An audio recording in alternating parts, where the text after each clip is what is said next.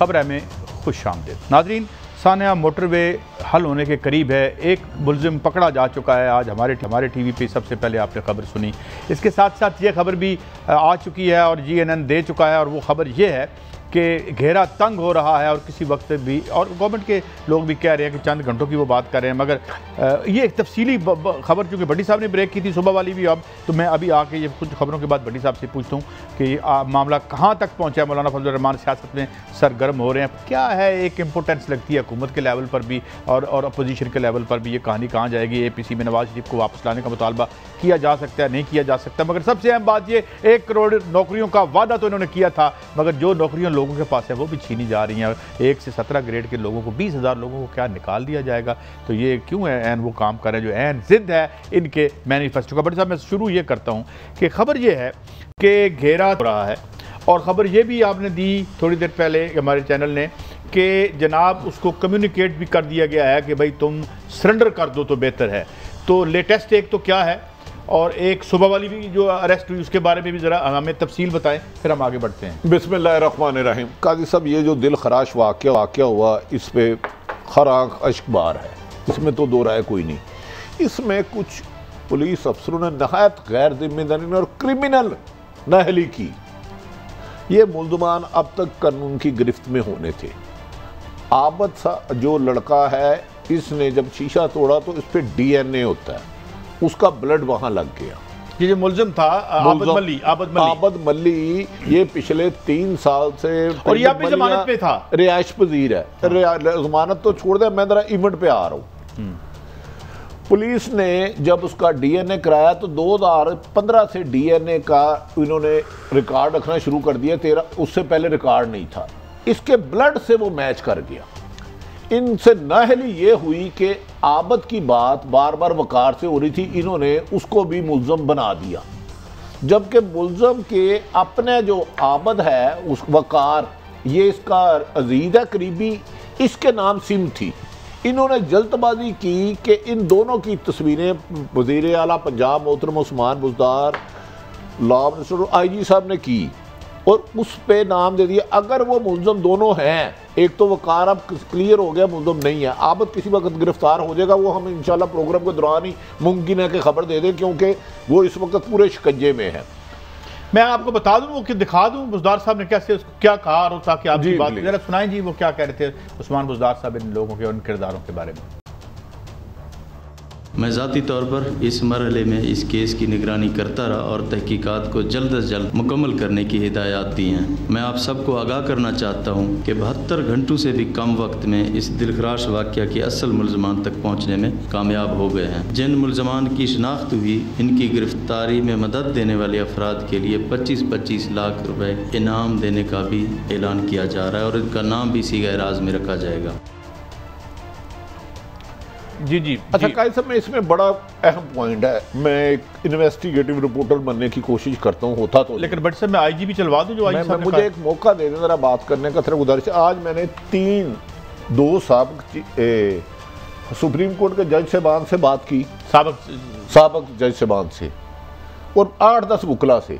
IG साहब ने कहा वो दिखाएं, फिर मैं बताऊंगा कितना बड़ा ब्लंडर किया है IG साहब ने। मुझे समझ में नहीं आती, वज़ीर आज़म पाकिस्तान इमरान खान क्रेडिबल आदमी ने अभी तक IG साहब को रखा क्यों हुआ है? जरा प्लीज सुनाएं IG साहब ने क्या कहा।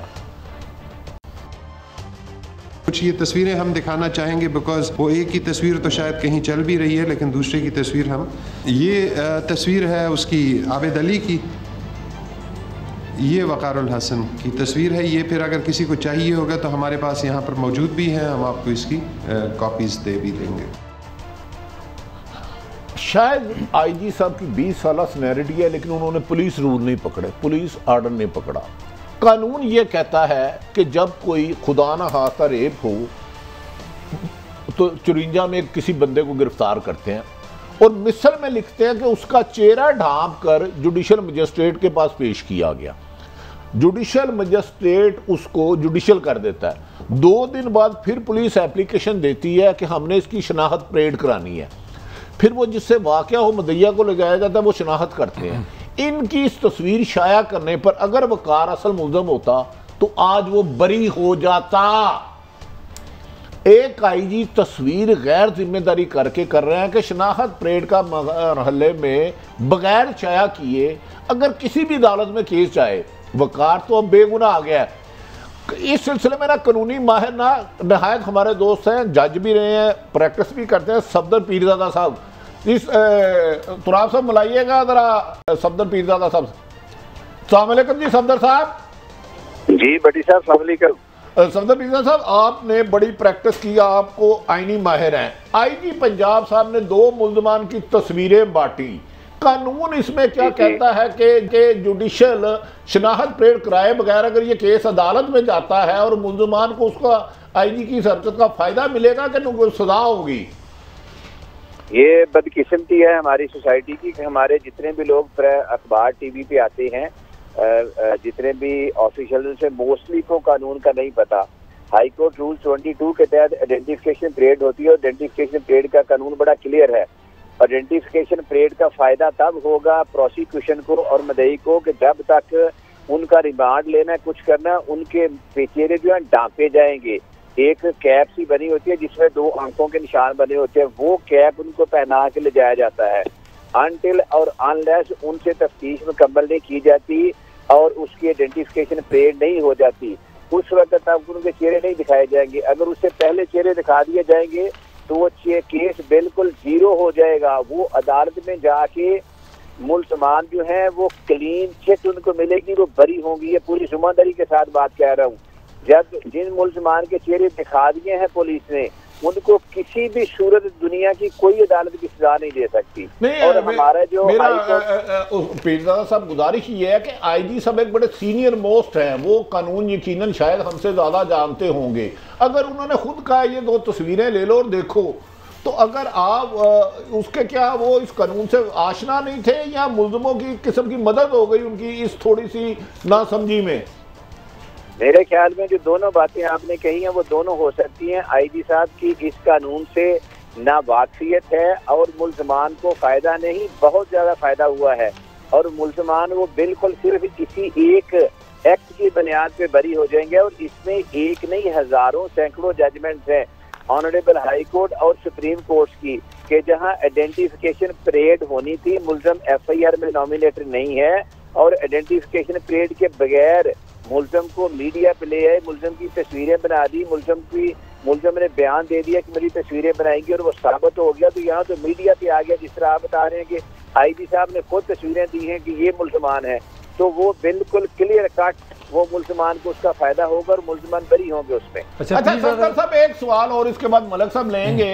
एक इसमें जो आईजी साहब ने कहा था वकार मुल्ज़म है रेप का, इज्तिमाई रेप का, वो बेगुनाह निकला। अगर उसको कोई मोहल्लेदार मार देता कि इसने औरत के साथ रेप किया तो उसका कत्ल कहाँ जाता? वो तो बेगुनाह निकला है, उस रेप में शामिल नहीं है। वो बड़ी बदकिस्मती है हमारी सोसाइटी में। आपको याद होगा कि सियालकोट में भी एक वक़ूआ हुआ था, तो इसी तरह 2 बच्चों को उसी वक्त एट द स्पॉट ही अवाम ने मार दिया था, जिसके जो मुल्ज़मान थे वो सारे बरी हो गए। और इसके साथ भी ये हो सकता था और इसकी जिम्मेदारी तो लाजमी पंजाब पुलिस पे ही आ सकती थी कि पंजाब पुलिस ने उसको रेप का जो है ना मुल्ज़िम डिक्लेयर कर दिया था।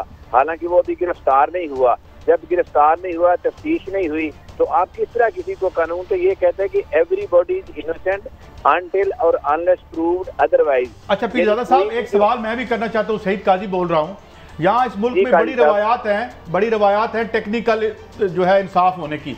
तो अगर DNA प्रूफ करता है इस क्राइम को, तो क्या ये टेक्निकलिटी जो फ्लॉ हुआ है on the part of the police, इसके बावजूद ये रिहा हो जाएंगे अगर DNA प्रूफ करता है इस जुर्म को? अगर DNA प्रूव करता है, लेकिन उसमें आप देखेंगे कि DNA जो है ना ये एरर फ्री नहीं है, ह्यूमन एरर की ऑप्शन यहाँ पे है। उसमें सुप्रीम कोर्ट के फुल बेंच की जजमेंट्स हैं कि सोरली आप जब DNA पे रिलाई करेंगे तो ये जजमेंट बड़ी वीक जजमेंट होगी, सेट असाइड हो जाएगी। और अगर सोरली आप इसी पे रिलाई करते हैं तो बड़ी जिम्मेदारी से कह रहा हूँ कि इनका फायदा मुल्ज़मान को होगा। बल्कि उससे पहले ये जो काम हो चुका है कि तस्वीरें बना दी, उनकी तस्वीरें देखी, इसी पे आइडेंटिफिकेशन परेड खत्म हो गई और उनका जितना भी प्रोसेस करना था वो प्रोसेस खत्म हो जाएगा यहाँ पे ही। अच्छा पीरजादा साहब, इंटरनेशनली हमें बहुत सी मिसालें मिलती हैं। अमेरिका में 27 साल बाद लोग रिहा हुए हैं डीएनए के एक एविडेंस के तौर पर। जब ये कानून में शामिल हुआ तो ये तो हम दुनिया में देख रहे हैं कि पुरानी सजाएं जो हैं मुअत्तल हो जाती हैं डीएनए की बेसिस पर। दुनिया में आप दुनिया की मिसाल साहब दें, हमारे यहाँ जो इंसिडेंट होता है आपने देखा, मैंने देखा, भट्टी साहब ने देखा, हम तीनों गवाही देने जाते हैं। दुनिया में तो अगर 2007 के जो रॉयल्स हैं यूके के वो देखें, एक बेटी ने अपनी माँ को बताया कि यहाँ इस स्टोर में मैं आई थी तो मैंने ये शीशा तोड़ा था पत्थर मार के। उस माँ ने वहीं सारी को छोड़ा तो उसको मजिस्ट्रेट के पास ले गए। जब आपको याद होगा कि 3 शिफ्टें चलती थी इंग्लैंड में मजिस्ट्रेसी की और 24 घंटों में सजाएं होती थी, और उसने अपनी बेटी को 6 माह की सजा दिलवा के फाइन खुद पे किया था। आप वो बात करें जो आपकी सोसाइटी की है। कानून सोसाइटी का रिफ्लेक्शन होता है। जो हमारे यहाँ जो पुलिस है, जो दूसरी एजेंसीज हैं, वो उसका रिफ्लेक्शन होंगे जो सोसाइटी से आ रहा है। जो कानून बनाने वाले हैं वो इंग्लैंड के पढ़े हुए नहीं है, उनको तो अंग्रेजी भी नहीं आती तो वो कानून बना देते हैं। अगर किसी को पूछ लें, मैंने क्योंकि इलेक्शन मैटर्स भी किए हैं, करता हूँ, तो वहाँ पे कई दफ़ा ऐसा हुआ कि मैंने कोर्ट को कहा जिन्हें बताया ये कानून इन्होंने बनाया हुआ है, इन्होंने कहा इसके पढ़ के मतलब बता दे, तो मैं नाम नहीं ले सकता। उन्होंने कहा जी नहीं हमें तो नहीं पता, हम तो बेल दिया जाता है और पार्टी सरबराह कहता है आपने हाथ उठा देना, हम उठा देते हैं। मैं एक आखिरी सवाल करता हूँ। आप खुद कहते हैं ये समाज बहुत जुल्म हाल है, बड़े बुरे लोग हैं जो है, वहाँ माएँ खुद पकड़वा देती हैं, यहाँ माएँ बच्चों के जुर्मों पर पर्दा डालती हैं, तो पुलिस को भी फिर वही करना पड़ेगा। Why can't be allow police when it is a shadow of the society? तो फिर यही खेल चल रहा होगा। मैं समझता हूँ पुलिस भी फिर जस्टिफाई करेंगे अपने आप को। के साथ मैं कानून का तालिब इल्म हूँ। मैं एक गलती को दूसरी गलती से रिप्लेस नहीं कर सकता। मैं एक इनलीगैलिटी को दूसरी इनलीगैलिटी से रिप्लेस करने का नहीं कहूँगा। मैं कहूँगा पुलिस गलत है तो उसको सीधा किया जाए। बहुत शुक्रिया आपका पीरजादा साहब, बहुत शुक्रिया, thank you very much for your time. हुजूर, अब बात यह है कि अब क्या टेक्निकली इंसाफ देकर दिया जाए? मेरा ख्याल हम गलत तरफ चले गए, दूसरों को पकड़ा, ऐसे मौके पे पकड़ा जाता है।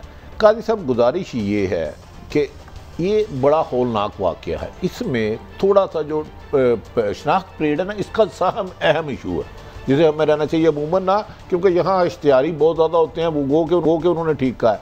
लेकिन मुझे बताएं, एक तरफ तो पाकपतन में एक DPO था।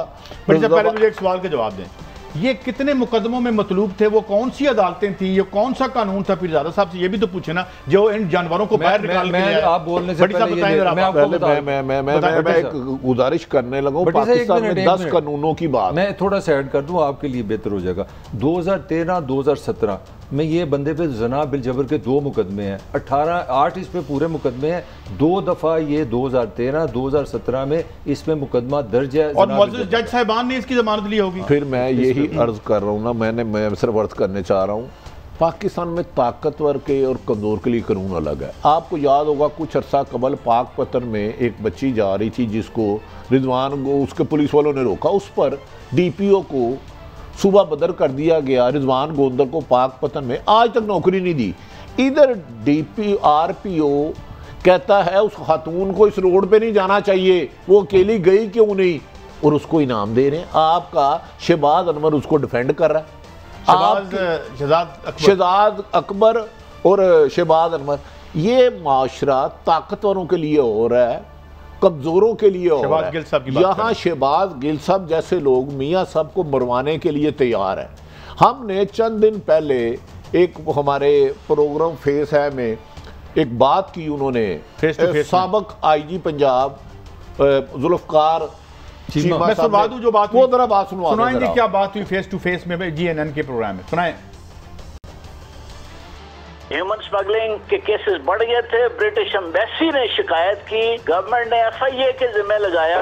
FIA ने एक कमेटी बनाई, that was headed by captain Shoaib. उस कमेटी ने ये इनाम गनी, चूंकि उस वक्त डायरेक्टर था FIA, इसको उस कमेटी ने गिल्टी होल्ड किया, मुजरिम करार दिया। और फिर वो कैप्टन शुएब बाद में प्राइम मिनिस्टर साहब, मौजूदा प्राइम मिनिस्टर साहब इमरान खान साहब को मिला, उन्होंने सारे फैक्ट्स बताए और इमरान खान साहब ने इंटरकॉम उठा के कहा आजम खान वो किधर है इनाम गनी, उन्होंने कहा जी गालिबन वो IB में आई है। उन्होंने कहा कि ये तो करप्ट है और उसने मुल्क को बदनाम किया है, निकालो इसको। हम हैरान हैं कि जिसको PM साहब निकालने तुले हुए थे, निकालना चाहते थे कि क्योंकि वो मुल्क की बदनामी का बायस था, उसी बुरी शोहरत के आदमी को उन्होंने सबसे बड़े सूबे का IG लगा दिया। ये इस सूबे ने क्या जुर्म किया है?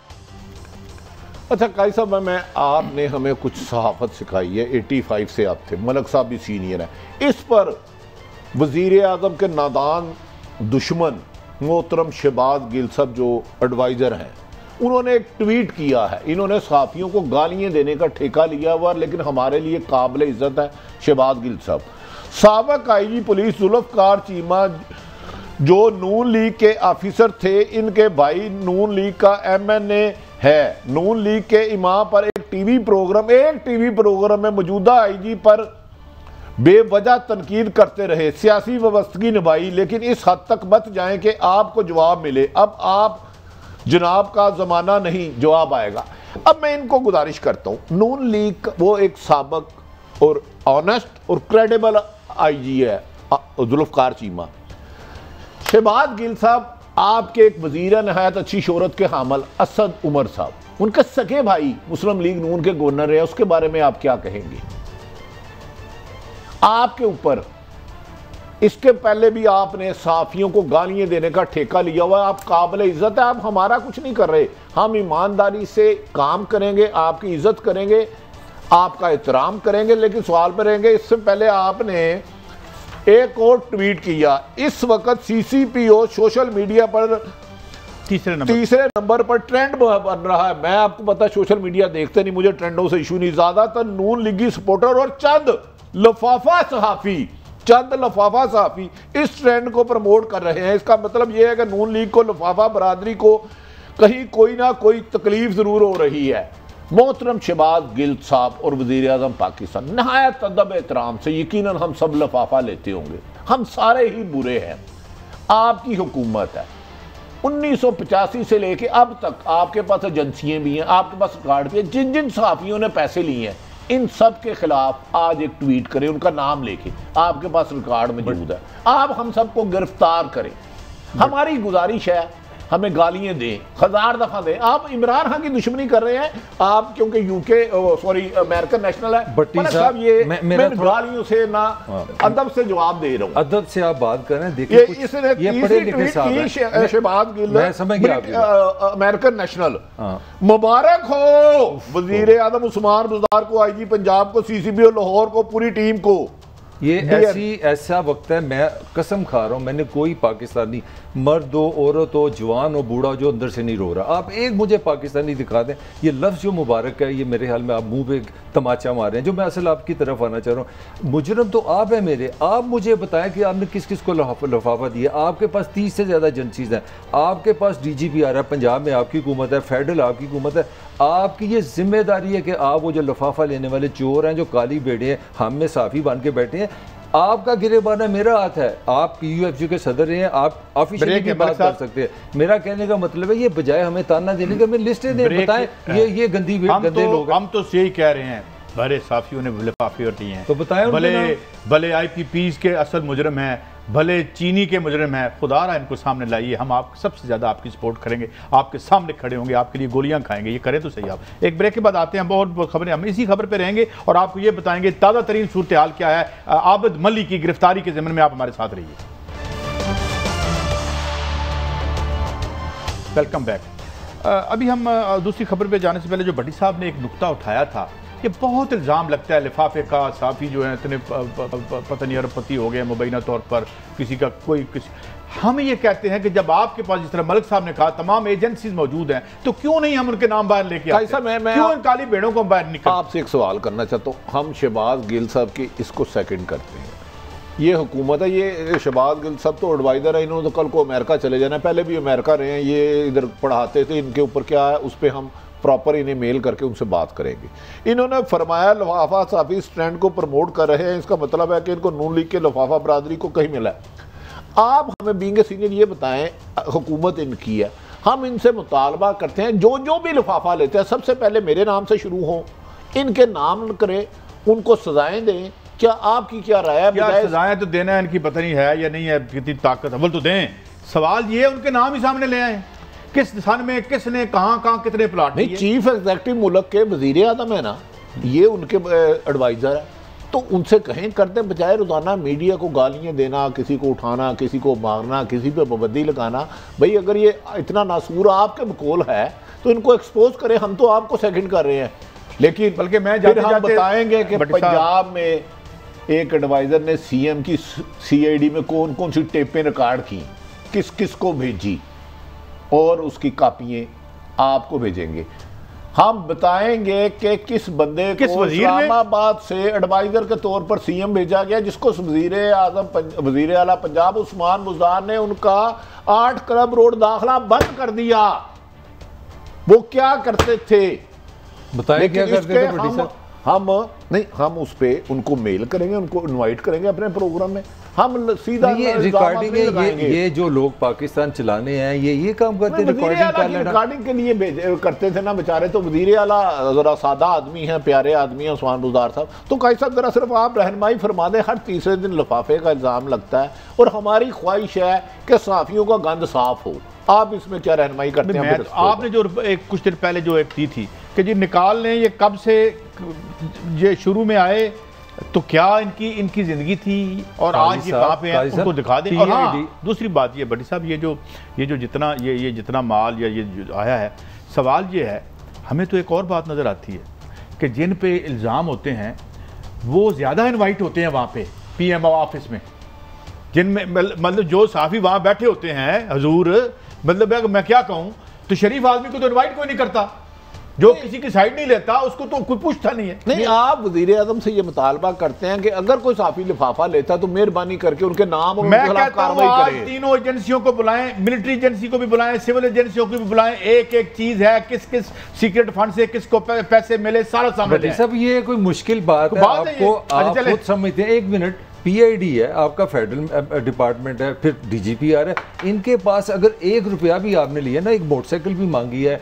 या आपने कहा जी मुझे खाला के घर छोड़ा, मैं सच बता रहा हूँ, सारा रिकॉर्ड मौजूद है। इसमें तो बहस बनती चले, हमने गुजारिश कर दी आगे अच्छा आपका ये जो हमारे CCPO हैं, इन साहब के बारे में तो ये बड़े ट्वीट्स करते हैं, उनको बड़ी हौसला अफजाई करते हैं। मैं पढ़ रहा था कि जो एस्टेब्लिशमेंट डिवीजन है वो 7 दफ़ा इनके जो परफॉर्मेंस पे नेगेटिव कर चुकी है, ये किसी को नजर नहीं आता। वैसे ट्वीट में बड़ी तारीफ उनकी हो रही है। मैं चीफ जस्टिस साहब लाहौर हाई कोर्ट बताया, उन्होंने भी बड़ी CCPO लाहौर के बयान पर पूरी काबीना को माफ़ी मांगनी चाहिए।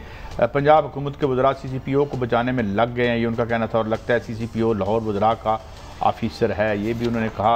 और फिर उन्होंने वजीर कानून को भी आड़े हाथों लिया और कहा कि वजीर कानून का क्या काम है, राजा साहब की बात, क्या वजीर कानून को तफ्तीश का तजर्बा है, ये उनका कहना था। बहरहाल उन्होंने माफ़ी भी मांग ली है, जो भी है, और अदालत का काम है उसको कबूल करना या ना कबूल करना। बड्डी साहब, मैं अब मेन खबर पर आता हूँ, आप मुझे बताएँ कि अभी तक सुना है कि एक स्टैंड ऑफ जारी है, खबरें आ रही हैं, जो हुकूमत पंजाब के तर्जुमान कह चुके हैं चंद घंटों में। तो जब आपने खबर डिग की तो पता ये चला कि अंदाजा है कि घेरा तंग हो रहा है और स्टैंड ऑफ है। इस केस में शफकत ने इकबाल जुर्म कर लिया है, उसका DNA मैच कर गया है, खातून ने भी शनाख्त कर ली है। वकार जिसको IG साहब ने मुल्ज़म बनाया था वो इसमें बेगुनाह निकला, इस रेप की वारदात और इस डकैती की वारदात में शामिल नहीं है। आबद के इर्द गिर्द पुलिस ताइद है, उन्होंने इस दौरान 3 मोबाइल चेंज किए। किसी भी लम्हे CM की तरफ से आपको ट्वीट या कोई प्रेस कॉन्फ्रेंस आएगी कि आबद को पुलिस ने गिरफ्तार कर लिया, ताहम इसमें एक अच्छी बात है, असल मुल्ज़म शफकत, जिसे कल रात देपालपुर के इलाके में गिरफ्तार किया गया, लखोडैर का रहने वाला था, उसने पुलिस के खिलाफ एतराफ़ी। अब पुलिस बेहतर ये करे कि पुलिस हिरासत में बयान की अहमियत नहीं होती, इसके 164 के बयान करा लेना कानूनन लीगल बेहतर है। अच्छा, ये पुलिस का अच्छा काम है कि एक बंदा पकड़ लिया। आगे नहीं जाऊंगा जरा, ये इमरान खान साहब ने एक ऐसा, जो कि कंट्रोवर्सी पूरे मुल्क में चल रही है, सजाओं में तब्दीली करें, क्या किया जाए, सजाए मौत दें, सरेआम दें, या उनको फिजिकली अनएबल कर दें किसी जुर्म करने से। मलिक साहब, पता नहीं आपको मेरी बात पसंद आए या ना आए, मैं तो ये कहूँगा कि जो रिपीट ऑफेंडर है, he should not see the day of light of the day. वो कभी बाहर ना आए और विदाउट पैरोल उसको उम्र कैद हो जानी चाहिए। इतने एक्सट्रीम्स क्यों भट्टी साहब? देखिए कायद साहब आप ठीक फरमा रहे हैं, इनके लिए ना हमदर्दी रखने वाला भी जानवर, हमदर्दी करने वाला भी जानवर। बिल्कुल बिल्कुल। लेकिन ये ही जो आईजी साहब ने ब्लंडर किए ना, इन्हीं की वजह से अदालतें रिहा करती हैं, फिर ये सारा कसूर अदालतों पर डाल देते हैं। अदालतें एविडेंस से चलती हैं। इसको मैंने कहा ना, जब बंदा पकड़ते हैं उसको कपड़ा कवर करते हैं, वो जुडिशल भेजते हैं, फिर उसकी करते हैं, फिर उन्हें सजा से बच नहीं सकता। अच्छा मुझे ये बताएं, ये जिसे ये इमरान खान साहब ने जो कहा अच्छी बात है। इमरान खान साहब क्योंकि इन चीजों को पसंद नहीं करते, उनका एक पूरा कैरियर है स्टार्ट से। बड़ी साहब ये जो लोग मुजाहिरा कर रहे थे वो अब इस पे भी मुजाहिरा कर रहे हैं कि नहीं जी सर, वो सरेआम फांसी की मुखालफत फवाद चौधरी साहब ने भी की, वो भी। देखिए काजी साहब, मेरा ख्याल है ऐसी सजा होनी चाहिए कि ये जुर्म दोबारा ना हो। बस मैं तो इसके हक में उसमें कानून में रह के इनके लिए हमदर्दी करने वाला, हमदर्दी करवाने वाला, साथ देने वाला शरीके जुर्म है। मगर भट्टी साहब ये काम बड़ा अच्छा बात किया प्राइम मिनिस्टर साहब ने, ले जाए पार्लियामेंट में, इस पे कानून बनाए। इसमें लंबा इसमें डिस्कशन की क्या जरूरत है? पार्लियामेंट आपने किस लिए बनाई है? बनाए इस पे कानून बनाए, उसको डिस्कस करें, आप फैसला करें। एक ब्रेक है और ब्रेक के बाद आएंगे तो हम देखेंगे बहस मुल्क में शुरू हो चुकी है क्या, और क्या इसी तरीके से ये ख़त्म होगा या हमें इस समाज को भी संवारना पड़ेगा और ये ऐसा समाज मुनज़्ज़म करना पड़ेगा कि जहाँ इंसान पैदा हो, जानवर पैदा ना हो। एक ब्रेक के बाद ये बहस हमारी जारी है। Welcome back. इस बात में कोई शक व शुबे की बात नहीं है कि इस जुर्म को रोकने के लिए कानून, समाज, अखलाकियात, हर चीज़ जितना जिस हद तक हमें जाना चाहिए और जा सकते हैं हमें जाना चाहिए। मगर इसका एक और बड़ा खौफनाक एंगल है जो मैं भट्टी साहब आपसे पूछना चाहता हूँ। मैं थोड़ी सी आपको मिसाल देता हूँ। मैं कल एक जगह बैठा था, उसका नाम नहीं लेता बेचारे पे मुसीबत ना आ जाए, तो उसने कहा जी मैं एक मकान बना रहा था, वहाँ पे पुलिस वाले ने गाँव वाले आके बिठा दिए, 10,000 रुपये दिए, तूने कहा फिक्र न करो मकान बना लो। अब सवाल ये है मेरा कि ज़ियाउल हक के दौर की रोज़ मिसालें देते हैं, जब ये बड़ा इसमें इन्होंने हदूद कानून लेके आए, ज़ियाउल हक रिकॉर्ड पे है, वो कहता है कि मेरे दौर में रिश्वत बढ़ गई है, हम कानून बनाएं, क्या उसका इफेक्टिव इस्तेमाल होगा? या ये समाज है जो अभी पीरज़ादा साहब वकील कह रहे हैं कि जी सोसाइटी का रिफ्लेक्शन है पुलिस, अब सोसाइटी उनके मुताबिक गंदी है तो पुलिस इसलिए गंदी है। नहीं, मैं उनको कोट कर रहा हूँ, तो अब क्या करेंगे? गुजारिश ये है, कानून जो मर्जी बना लें, इम्प्लीमेंटेशन अच्छी है। कानून कहीं भी नहीं कहता कि मुल्ज़म को पैसे लेके बेगुनाह कर दो और बेगुनाह को पैसे लेके गुनाहगार कर दो। ये जो करोल काटी जहां ये दरिंदगी का वाकया हुआ है, यहाँ पुलिस के, लाहौर पुलिस के 30 से ज्यादा टॉर्चर सेल पे आज से 5 साल पहले मैं स्टोरी कर चुका हूँ। ये लाहौर की बात कर रहे हैं? लाहौर पुलिस की गुज्जरपुरा के हदूद में टॉर्चर सेल, और सबसे ज्यादा फायरिंग वहां पुलिस वाले खुद करते हैं। जो नजायज बंदे को उठाते हैं वहां ले जाते हैं, वहां आम शहरी नहीं जा सकता। काजी साहब, कानून आप जितने मर्जी बनाए, एक सवाल, उनको इंप्लीमेंट करने के लिए आखिरी लफ्ज ईमानदार, काबिल अफसर, सिफारशी नहीं, दयानतदार, और उनकी कानूनी कार्रवाई के मुताबिक उन्हें सजा दिलाई जाए। कानून बनाने से नहीं, इंप्लीमेंटेशन करने से। मैं आपको कल की बात बताता हूँ। मोहतरमा सादिया अफजाल साहब के प्रोग्राम में एक वालदा आई, मैं उसमें बैठा हुआ था। उस वालदा के बच्चे, माइनर बच्चे के साथ ज्यादती हुई और उन्होंने टीवी पे लाइव आके कहा कि पुलिस मजबूर कर रही है कि आप मुजरिम से या मुलजिम से सुलह करें। ये सही है। अच्छा, अब ये वो टीवी पे आएगा तो उसको भी पकड़ लेंगे, नहीं टीवी पे आएगा उसका सौदा हो जाएगा थाने में। ये कसूर में वहां के डीएसपी पर्चे ही नहीं देता था, लोगों को डराता था, कहता था बच्चे के साथ कोई बदफेली हो ना, कैसे हुई, क्यों हुई, कल को आपको अदालत में जाएंगे। इस मुल्क में कानून, बच्चियां बेटियां नहीं जाती करने की जरूरत है हमारी। मैं आपसे एक सवाल पूछ रहा हूँ, 30 साल आपने बड़ा क्लोज देखा ये क्राइम का, मुझे ऐसे लगा कि पाकिस्तान की पार्लियामान, वज़ीर-ए-आज़म, सदर जो भी कानून बनाते हैं वो SHO के लिए बनाते हैं। आपने कहा जी गुड्डी पतंगबाजी पे पाबंदी लगा दो, इनकम बढ़ गई SHO की। आपने कहा शादी पे पाबंदी लगा दो, इनकम बढ़ गई उसकी। अब काजी साहब वाला पॉइंट, अगर ये कानून सख्त होता है तो जो बड़ी घटिया सी मैं बात करने को, जो 50,000 का केस था वो 2 लाख का हो जाएगा। ये आपने ठीक कहा। देखिए कानून पर इंप्लीमेंट, उसके लिए आपको ऑनेस्ट अफसर, कॉम्पिटेंट, दयानतदार, मुहिब वतन अफसरों को तैनात करना होगा, जो सियासी मुदाखलत से बंद हो, बासर लोगों से ना डरे, जो आइन और कानून के मुताबिक, जैसे कायदे आज़म ने पहली दफ़ा कहा था कि आप रियासत के मुलाज़म हैं, कोई गलत काम करते उसका मजबूर नहीं है। जिस दिन कानून पर ईमानदारी से इम्प्लीमेंटेशन शुरू हो गई, सिफारशी कल्चर, करप्ट कल्चर ख़त्म हो गया, तो पाकिस्तान में अमन होगा। साहब, जब आप पावर में हैं और आपका एक भांजा भतीजा जो है ग्रेड 22 के बंदे को उठा के देख रहा है कि मेरे ख़ानदान के ये जाती खादम और नौकर है या नहीं, इसके बगैर पोस्टिंग नहीं मिलती, और जब ऐसे बंदे को पोस्टिंग मिलेगी वो बेचेगा, तो फिर नताइज यही होंगे।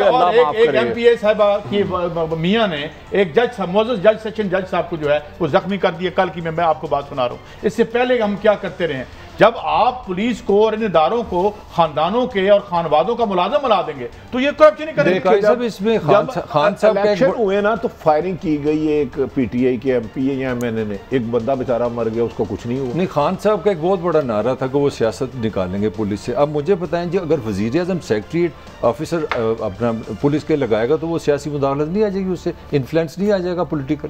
देखें, जब तक आप पुलिस को इंडिपेंडेंट नहीं करेंगे, सियासत से पाक नहीं करेंगे, अफसरान ईमानदार और कॉम्पिटेंट नहीं लगाएंगे, ऐसे वाक़यात अल्लाह ना करे। बट साहब मैं आज शाहिद खाकान अब्बासी साहब की मदद से एक बयान देने लगा। जी प्लीज़। शाहिद खाकान अब्बासी साहब ने कहा था ये एहतसाब बंद कर दें वरना कौमी असम्बली अंदर हो जाएगी। मैं आपको बताता हूं कि इन इदारों के साथ जो हशर किया जाता रहा है पिछले 3 सालों में, ये इसके 99% बंदे आपको तब्दील करने पड़ेंगे, वरना ये जो किसके 100 प्लाट निकले यहाँ पे पुलिस अफसर के और जो भागे अपना इस वक्त कनाडा में। आज तक वो आके रिपोर्ट करते हैं शहबाज शरीफ साहब को आपकी मुताबिक, स्टोरियों के मुताबिक, तो हम इसको क्लीन कैसे करें? साहब एक कमेंट मैं करना चाह रहा हूँ, खाली मेरे ख्याल सजा, ये प्रॉपर्टी डीलर है पुलिस वाले हैं। काजी साहब एक मिनट, मेरे ख्याल में सजा बिल्कुल ठीक है, इस पर बहस नहीं होगी, इसको सख्त करे, मगर जो सियासी समाजी और माशरती इसके साथ पहलू है उस पर भी तो गौर करना। मैं तो 100 दफा ये भी तो जिक्र कर रहे हैं। हम ये कह रहे हैं कि ये वक्त है उसका भी है, अपनी इस्लाह करने का भी है, और जहाँ गंद है वहाँ पे सर्जरी करनी है तो सर्जरी करके ये गंद अलग करें, मगर ये कौन करेगा? सियासी तहरीकों को करना है और उन्हीं से हमें उम्मीद है। मगर ये जो आज सियासत हम देख रहे हैं इसमें तो इम्पोर्टेंस के अलावा हमें कुछ नज़र नहीं आता। मगर अच्छे दिन ज़रूर आएंगे। इसी दुआ के साथ इजाज़त, कल फिर मिलेंगे। अल्लाह हाफिज़।